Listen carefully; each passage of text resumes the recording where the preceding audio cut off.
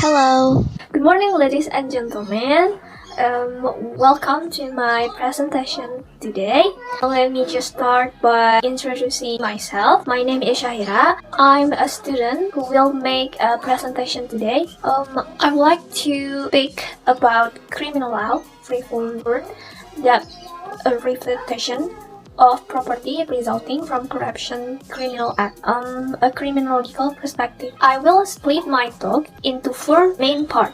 The first, introduction the criminal code or KUHP, and the second, we will look at the type of legal research, and third, result and discussion. And fourth is conclusion and reference. I will use presentation slide and video later, so I plan to brief about 15 minutes. Okay.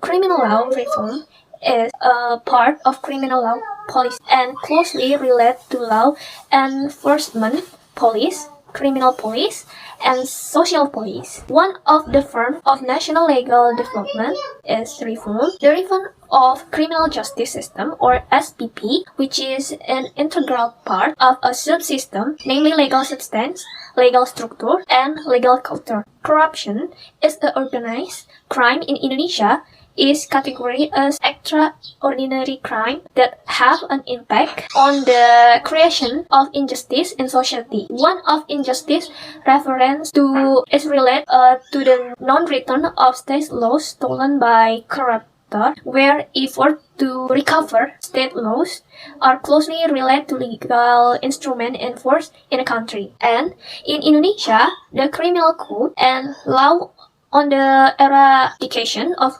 corruption place the confiscation of process of corruption only as additional punishment and thus have a clear formula for the mechanism of deprivation of property resulting in unclarity or obscurity of norm. This condition should not occur, therefore, as necessary to reform the criminal law immediately by study the criminal perspective of criminological perspective, which is related to the factor that cause people to commit criminal acts to corruption.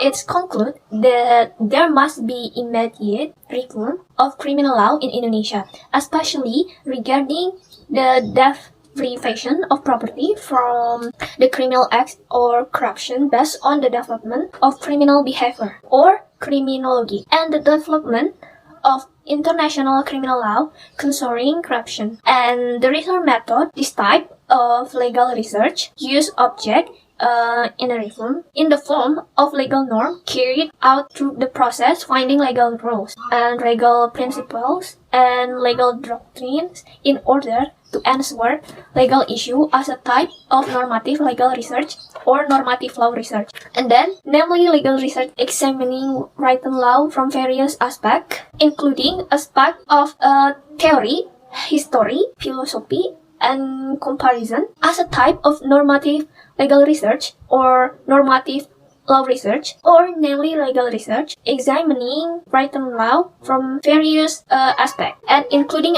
aspect of theory and philosophy and comparison. Same. And however, the final research and discussion is in Indonesia, the last developments relate to the prevention and eradication of corruption. Namely, there has been a paradigm shift in law enforcement. The original paradigm only focused on pursuing and punishing perpetrators or criminal acts or follow the suspect with corporal punishment, and has also developed by pursuing wealth or follow the money. And last conclusion I would like to discussion is in Indonesia, the last developments relate to the prevention and eradication of corruption. Namely, there has been a paradigm shift in law enforcement. The original paradigm only focused on pursuing and punishing perpetrators or criminal acts or follow the suspect with corporal punishment, and has also developed by pursuing wealth or follow the money. And last conclusion, I would like to look at type of legal research in passing. Okay, corruption behavior is caused by the perpetrator internal factor, namely the weakness of self-control of the perpetrator which is cause a decrease in moral value. In addition, is also influenced by external factors such as weak working condition